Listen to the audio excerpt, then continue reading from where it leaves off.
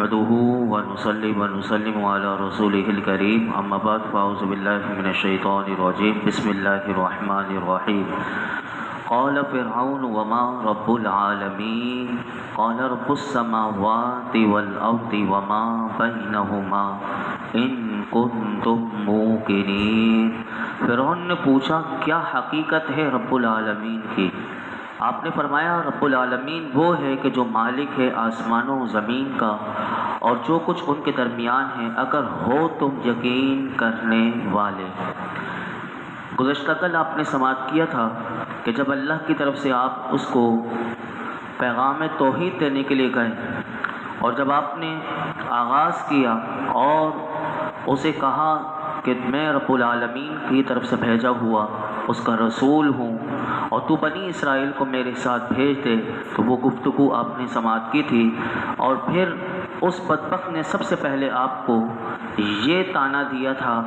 کہ یہ کون سی نعمت ہے کہ جس کا تو مجھ پر احسان جتا رہا ہے کہ تو نے بنی اسرائیل کو غلام بنا کر رکھا۔ اور پھر آپ نے اس کو یہ جواب دیا تھا کہ جب اس نے یہ کہا تھا کہ تم وہی نہیں کہ جس کو میں نے پالا تھا اور میں نے پال پوس کر بڑا کیا تھا، تو آپ نے اس کا کتنا خوبصورت جواب اس کو دیا کہ اس کی بولتی بند ہو گئی تھی۔ اس وقت آپ نے اس کو یہ کہا تھا کہ جب اس نے احسان جتایا تھا تو آپ نے اسے یہ کہا تھا کہ اس میں تیرا کیا احسان ہے کہ تم نے میری تربیت کی اور مجھے بچپن میں اپنے پاس رکھا، مجھے کپڑے پہنائے، کیونکہ میرا تجھ تک پہنچنے کا سبب تو یہی ہوا کہ تو نے بنی اسرائیل کو غلام بنایا اور ان کی اولادوں کو قتل کیا۔ تیرے اس ظلم عظیم کی وجہ سے میرے والدین میری پرورش نہ کر سکے اور مجھے دریا میں ڈالنے پر مجبور ہو گئے۔ اگر ایسا تو نہ کرتا کہ بچوں کو قتل نہ کرواتا تو کیا میرے والدین کے پاس ہی میں اپنے والدین کے پاس رہتا؟ کیا یہ بات اس قابل ہے کہ اس کا احسان جتایا جائے؟ پھر فرعون نے بات کو بدلی اور اس نے بدل کر اب جو سوال کیا تھا، میں نے آیت کریمہ آپ کے سامنے پڑھی، اور اس فرعون نے یہ کہا کہ قال فرعون وما رب العالمین، کہ وہ کہنے لگا کہ جب اپنے کلام کا رخ بدلا اور کہنے لگا کہ جس رب العالمین کہ تم رسول ہو، ذرا اس کی حقیقت تو بیان کرو۔ اب یاد رکھیے گا کہ اللہ رب العالمین کی حقیقت پر آگاہ ہونا یہ انسان کے بس کی بات نہیں۔ تو اس نے اللہ تعالیٰ کی حقیقت کو پوچھا تھا، اور کسی چیز کی حقیقت دریافت کرنے کے لیے عربی میں ماں کا لفظ آتا ہے، تو اس نے یہی سوال کیا کہ وما رب العالمین، کہ تمہارا رب کون ہے اور اس کی حقیقت کیا ہے؟ تو حضرت اب یہ دیکھیے کہ اللہ کے نبی کتنی گہرائی سے کہ یعنی سامنے والا کیا سوال کر رہا ہے، تو آپ نے اس مسئلے میں الجھنے کے لیے کہ اسے حقیقت بتائی جائے، بلکہ آپ نے دلائل اور شواہد کی طرف اس کی توجہ مبذول کرائی کہ جس میں اگر غور و فکر کیا جائے تو رب العالمین کو پہچانا جا سکتا ہے۔ تو اسی لیے آپ نے جب اس نے یہ پوچھا کہ کون ہے، تو آپ نے فرمایا کہ رب العالمین وہ ہے کہ جو مالک ہے آسمانوں کا اور زمین کا اور جو کچھ ان کے درمیان ہے، اگر تم یقین کرنے والے ہو۔ اب کیا ہوا جب آپ نے یہ جواب دیا تو قرآن بتاتا ہے آگے سے فرعون نے کیا کہا، قال لمن حولہ الا تستمعون، فرعون نے اپنے ارد گرد بیٹھنے والوں سے کہا کیا تم سن نہیں رہے؟ یعنی جب آپ نے یہ جواب دیا تو اس وقت فرعون کے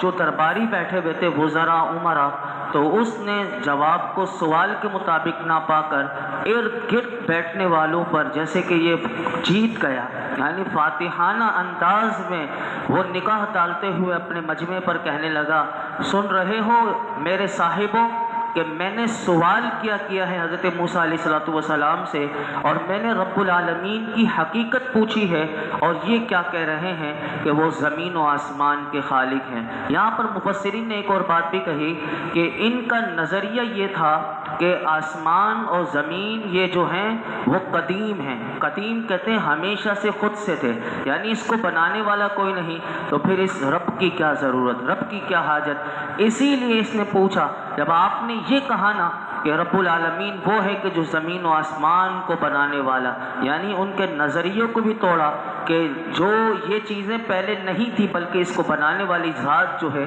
وہ اللہ رب العالمین کی ہے، تو اب اس کو بات سمجھ میں نہ آئی تو پھر آپ نے آگے بھی اس کو جواب دیا۔ آگے اب جب اس نے یہ کہا نا کہ میں سوال کیا کر رہا ہوں اور یہ جواب کیا دے رہے ہیں، آپ نے اس کے اور بھی بات میں الجھے نہیں، آپ نے اور فرمایا رب کا پوچھتا ہے تو سن، قال ربکم وَرَبُّ آبَائِكُمُ الْأَوَّلِينَ، آپ نے فرمایا وہ جو تمہارا بھی مالک ہے اور تمہارے باپ دادا کا بھی۔ یعنی اس آیت کریمہ میں حضرت موسیٰ علیہ السلام نے فرعون کو فرمایا رب العالمین وہ ہے کہ جس نے تمہیں اور تمہارے باپ دادا کو پیدا کیا، اور اپنے آباء و اجداد کو وہ بھی قدیم تسلیم نہیں کرتے تھے۔ یعنی اس بات کو تو وہ مانتے تھے کہ آباء و اجداد یہ نہیں تھے پھر پیدا ہوئے، تو آپ نے اس کو وہی بات بتائی کہ تیرے باپ بھی قدیم نہیں تھے، تمہارے آباء و اجداد بھی جس طرح قدیم نہیں تھے اس طرح تو بھی قدیم نہیں ہے، یعنی تو بھی پیدا ہوا ہے اور تو خدائی کا دعویٰ کرتا ہے، تو خود نہیں تھا، تیرے باپ داداؤں کی وجہ سے تو آیا اور تو ہمیشہ رہے گا بھی نہیں۔ یعنی آپ دیکھیے کیسی اس کی خدائی کے دعوے کو توڑ رہے ہیں حضرت موسیٰ علیہ السلام۔ اب کیا ہوا؟ اب جب یہ جواب آپ دینے لگے، اب فرعون کی طرف سے سامنے جواب کیا ملتا ہے؟ فرعون نے کہا قال ان رسولکم الذی ارسل الیکم لمجنون، حضرت موسیٰ علیہ السلام کو فرعون نے کہا بلا شبہ تمہارا یہ رسول جو بھیجا گیا ہے تمہاری طرف یہ تو دیوانہ ہے۔ یعنی اب مجمع والوں کو کہنے لگا کہ یہ جو رسول ہے یہ تو یہ دیوانہ معلوم ہوتا ہے کہ عقل و فہم سے بھی دور کا بھی اسے واسطہ نہیں، یعنی میں کچھ پوچھتا ہوں یہ کچھ جواب دیتے ہیں۔ اللہ اکبر، یہ ہے اللہ کے نبی کا صبر اور ان کی برداشت کہ آپ نے پھر اپنی گفتگو کو مزید جاری رکھا۔ قرآن کہتا ہے آپ نے فرمایا قال رب المشرق والمغرب وما بینہما ان کنتم تعقلون، آپ نے فوراً مان فرمایا کہ جو مشرق و مغرب کا رب ہے اور جو کچھ ان کے درمیان میں ہے اگر تم کچھ عقل رکھتے ہو۔ یعنی یہ جواب آپ نے اتنا زبردست دیا کہ آپ نے اس فرعون کو کہا اے فرعون تو مصر کی یہ جو محدود مملکت ہے، یعنی مصر ایک چھوٹا سا ایک ملک ہے، اس کی مملکت پر تو اترا کر تو نے الوہیت کا یعنی خدا ہونے کا تو نے اتنا بڑا دعویٰ کر لیا۔ سن، میرا بھیجنے والا تو وہ ہے کہ جس کی ربوبیت اور جس کی بادشاہت سلطانی کا نقارہ جو ہے وہ مشرق و مغرب میں بج رہا ہے۔ یعنی آپ نے فرمایا حدود مصر کے باہر تیرے حکم کی کوئی ایک حیثیت، یعنی کوئی مچھر کے پر کے برابر بھی تیری کوئی حیثیت نہیں، لیکن میرا پروردگار تو وہ ہے کہ جس کا حکم مشرق و مغرب اور جو کچھ اس کے درمیان ہے سب کے درمیان میں میرے رب کا حکم چلتا ہے، تیرا حکم تو صرف مصر کی حدود میں چلتا ہے۔ اب دیکھیے کہ جب آپ نے یہ کہا اب آ گیا یہ بدماشی پر۔ اب یہی یہ دیکھیے بات دلیل سے دلیل کی ہوتی ہے، اب دلیل میں وہ لاجواب ہو گیا تو اب کیونکہ آگے جواب دینے کے لیے اس کے پاس کچھ نہیں بچا، تو یہی ہر ظالم کا یہی کردار رہا ہے قرآن میں کہ اب وہ روب جمانے کے لیے آگے سے اس نے کیا کہا، سنیے قرآن بتاتا ہے قال لئن اتخذت الہا غیری لأجعلنک من المسجونین، اس نے روب جماتے ہوئے کہا یاد رکھو اگر تم نے میرے سوا کسی کو خدا بنایا تو میں تمہیں ضرور قید میں داخل کر دوں گا، اور اس نے یہ دھمکی دی۔ حضرت موسیٰ علیہ السلام سے بحث و مناظرے کے میدان میں جب وہ لاجواب ہوا تو فرعون دھمکی دینے پر اتر آیا اور اس نے کہا کہ اے موسیٰ اگر تم نے میرے سوا کسی اور کو معبود بنایا تو میں تمہیں ضرور قید کر دوں گا۔ مفسرین فرماتے ہیں کہ یہ قید کی سزا اس کی بڑی خطرناک ہوتی تھی۔ فرعون کسی کو اگر قید کر دینا تو قتل سے بھی بدتر سزا ہوتی تھی قید، اور وہ قید اس کا جیل خانہ ایسا ہوتا تھا کہ انتہائی جس میں روشنی نام کی کوئی چیز نہ ہو، انتہائی تنگ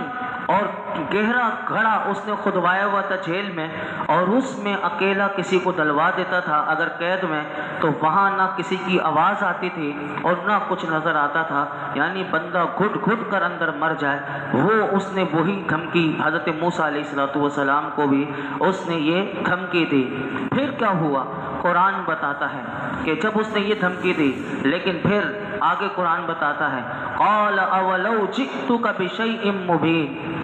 فرمایا اگرچہ میں لے آؤں تیرے پاس ایک روشن چیز۔ آپ نے جب اس نے دھمکی دی تو آپ نے اب اگلا جو اللہ کی طرف سے آپ کو معجزہ دیا گیا تھا اور یہ دے کر بھیجا گیا تھا کہ پہلے دلیل سے بات کرنی ہے، دلیل سے نہ مانے تو پھر اللہ کی طرف سے جو معجزہ ملا ہے وہ معجزہ دکھانا ہے۔ اب آپ نے دوسری بات پر آئے جو اللہ کی طرف سے آپ نے کہا کیا میں لے آؤں تیرے پاس ایک روشن چیز؟ قال فأت به ان كنت من الصادقین، اس نے کہا پھر پیش کرو اسے اگر تم سچے ہو۔ فألقى عصاه فإذا هي ثعبان مبین، بس آپ نے ڈالا اپنا عصا تو اسی وقت وہ صاف اژدہا بن گیا۔ وَنَزَعَ يَدَهُ فَإِذَا هِيَ بَيْضَاءُ لِلنَّاظِرِينَ، اور آپ نے باہر نکالا اپنا ہاتھ تو یکلق وہ سفید ہو گیا دیکھنے والوں کے لیے۔ یہاں پر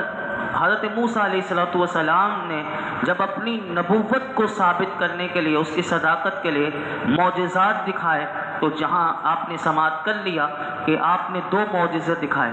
ایک لکڑی ہے ایک سونٹا ہے، لیکن جیسے آپ نے زمین پر ڈالا وہ اتنا بڑا اژدہا بن گیا۔ اللہ اکبر۔ مفسرین فرماتے ہیں کہ جیسے ہی آپ نے اس عصے کو زمین پر ڈالا تھا تو وہ اژدہا بن کر حضرت موسیٰ علیہ السلام کی طرف متوجہ ہو کر کہنے لگا اے موسیٰ مجھے جو چاہے حکم دیجیے، یعنی اس لکڑی کو جو اژدہا بنا اس کو اللہ نے زبان بھی دے دی، اور فرعون نے جب وہ یہ دیکھا کہ وہ یہ اژدہا بن کر یہ کہہ رہا ہے کہ موسیٰ آپ مجھے جو چاہے حکم دیجیے، تو مفسرین فرماتے ہیں فرعون نے گھبرا کر کہا حضرت موسیٰ علیہ السلام سے کہ اس کی قسم کہ جس نے تمہیں رسول بنایا اس کو پکڑ لو، یعنی اس اژدہے کو پکڑ لو۔ اب دیکھیے کیسا اللہ کا معجزہ، حضرت موسیٰ علیہ السلام نے اس کو فوراً جو اتنا بڑا، اب پورا دربار دیکھ رہا ہے، جو اپنے آپ کو خدا کہتا ہے وہ ڈر بھی رہا ہے۔ کیا میرے رب کی شان ہے کہ ایک لکڑی سے بھی اگر چاہے تو اژدہا بنوا کر اس کی ساری یعنی چھٹی کا دودھ یاد آ جائے، اور اس کو آپ نے جب وہ ڈرا اور فوراً اس کی زبان سے جو کلمے نکلے وہ کیا نکلے کہ اس نے کہا اس کی قسم کہ جس نے تمہیں رسول بنا کر بھیجا اس کو پکڑ لو، یعنی یہ گھبرایا۔ حضرت موسیٰ علیہ السلام مفسرین کہتے ہیں اس کو اپنے دست مبارک میں لیا، جیسے ہی آپ نے اس کو پکڑا وہ پہلے کی طرح عصا بن گیا، اور پھر وہ کہنے لگا آپ بتائیے اس کے بعد بھی کوئی معجزہ ہے؟ آپ نے فرمایا ہاں۔ آپ نے اپنے گریبان میں ہاتھ ڈال کر اپنے ہاتھ میں وہ ہاتھ کے نیچے دوسرا ہاتھ رکھا تو وہ جب ہاتھ نکالا تو وہ ہاتھ اتنا روشن ہو گیا کہ مفسرین کہتے ہیں جیسے سورج کی شعائیں کس طرح روشنی مارتی ہیں، آپ کے ہاتھ میں سے ایسے سورج کی روشنی نکل رہی تھی، اور دیکھنے والوں کی آنکھیں جیسے چاند سورج کو دیکھتے ہوئے چندیا جاتی ہیں، وہ سورج کی روشنی سے ایسے ہی وہاں دربار میں جتنے لوگ تھے ان کی آنکھیں چندیا گئی۔ اب دیکھیے ہونا تو یہ چاہیے تھا کہ وہ مان لیتا، لیکن جس کے مقدر میں ایمان نہ ہو وہ نہیں مانتا۔ آگے سے کیا ہوا؟ قرآن کہتا ہے قال للملئ حوله ان هذا لساحر علیم یرید ان یخرجکم من ارضکم بسحر فماذا تأمرون۔ یہ دیکھ کر فرعون نے اپنے آس پاس بیٹھنے والے درباریوں سے کہا واقعی یہ ماہی جادوگر ہے، چاہتا ہے کہ نکال دے تمہیں اپنے ملک سے اپنے جادو کے زور سے، اب بتاؤ تمہاری کیا رائے ہے؟ جیسے ہی اس نے یہ معجزات دیکھے فوراً جادوگر ہونے کا الزام لگا دیا، اپنے درباریوں کو بھڑکانے کے لیے کہا، یہ کہتا ہے کہ نبوت کا یہ ڈھونگ رچا کر اپنا تسلط جمانا چاہتا ہے، اور معاذ اللہ ثم معاذ اللہ کہنے لگا کہ یہ اقتدار چاہتے ہیں اور اپنے جادو کے زور سے ہمارا تخت و تاج چھیننا چاہتا ہے، اب بتاؤ تمہاری کیا رائے ہے؟ کیا چپکے سے عنان حکومت یعنی حکومت ساری اس کے حوالے کر دی جائے، اور کل تک میں اس کا آقا تھا، آج کیا میں اس کا غلام بن جاؤں، یعنی اسے اپنے اوپر مسلط تسلیم کر لوں؟ اب دیکھیے کہاں وہ بات کیا تھی اور یہ بات اس نے کیسے، یہ دیکھیے یہ ہوتی ہے سیاسی چال بازی، اس کو کہتے ہیں سیاسی چال بازی چلنا۔ اب اس نے پورے دربار میں یہ سیاسی چال بازی چلی، قرآن بتاتا ہے۔ تو جتنے درباری اور وزراء تھے اس نے کیا کہا، اس نے کہا، قرآن کہتا ہے قالوا ارجع واخاہ وابعث فی المدائن حاشرین، بولے مہلت دو اسے اور اس کے بھائی کو اور بھیج دو شہروں میں ہرکارے۔ ہرکارے کہتے ہیں جتنے بھی ہمارے کارندے جو ہمارے لیے کام کرتے ہیں، ان سب کو ملک کے چپے چپے میں بھیج دو تاکہ وہ لے آئیں یأتوک بکل سحار علیم، تاکہ تیرے پاس ملک کے کونے کونے سے تمام ماہر جادوگروں کو وہ لے کر آ جائیں۔ فجمع السحرۃ لمیقات یوم معلوم، الغرض جمع کر لیے گئے سارے جادوگر مقررہ وقت پر ایک خاص دن۔ وقیل للناس هل انتم مجتمعون، اور کہہ دیا گیا لوگوں سے کیا تم مقابلہ دیکھنے کے لیے اکٹھے ہو گئے؟ لعلنا نتبع السحرۃ ان كانوا هم الغالبین، ان کانوا هم الغالبین، شاید ہم پیروی کرتے رہیں جادوگروں کی اگر وہ مقابلے میں آ جائیں۔ یہاں پر پتہ چلا کہ جب تمام ماہر ملک کے ماہر جادوگروں کو بلایا گیا تاکہ حضرت موسیٰ علیہ السلام اور حضرت ہارون علیہ السلام کو شکست دی جائے، لیکن قرآن بتاتا ہے کہ ساحران مصر کو اپنے، یعنی مصر کے جتنے جادوگر تھے ان کو اپنے فن پر اتنا ناز تھا کہ پہلے وہ یہ سمجھتے تھے کہ ہم ہی جیتیں گے، اگلی گفتگو جو ہے وہ جادوگروں کی ہے اور مقابلہ شروع ہوگا۔ پھر مقابلہ جب شروع ہوتا ہے تو پھر کیا ہوتا ہے یہ کل میں آپ کے سامنے رکھوں گا۔ اللہ رب العالمین ہم سب کو قرآن حکیم کا فیضان عطا فرمائے، حق کو ہمیشہ اللہ ہماری نگاہوں میں حق دکھائے اور اس کی اتباع کرنے کی توفیق عطا فرمائے، غلط کو ہمیشہ رب العالمین کسی بھی جگہ پر ہمیں غلط دکھائے اور اس سے بچنے کی اللہ ہمیں توفیق عطا فرمائے۔ الحمدللہ رب العالمین والصلاة والسلام علی سید الانبیاء والمرسلین وعلی آلہ واصحابہ اجمعین۔ یا رب کریم قرآن حکیم کا نور عطا فرما، قرآن حکیم کا فیضان عطا فرما، ہمارے تمام صغیرہ کبیرہ گناہوں کو معاف فرما، ہماری بے حساب مغفرت فرما، ہمارے والدین کی مغفرت فرما، میرے آقا کی تمام امت کی مغفرت فرما، دین و دنیا کی خیر، عافیتیں، بھلائیاں، راحتیں، سکون، شادمانی، اے اللہ برکتیں، عزتیں ہمیں عطا فرما، ہر قسم کی پریشانیوں سے، بیماریوں سے، بے روزگاریوں سے ہمیں محفوظ فرما، ہمارے رزق میں برکتیں عطا کر دے، ہمارے گھروں میں برکتیں عطا فرما، مرتے دم تک کسی کا کسی لحاظ سے اللہ محتاج نہ کرنا، اپنے سوا کسی کا محتاج نہ کرنا۔ آج تک جتنی دعائیں کی ہیں آئندہ کریں گے، سب دعاؤں کو شرف قبولیت عطا فرما۔ وصلی اللہ تعالی علی خیر خلق محمد وعلی آلہ وصحبہ اجمعین۔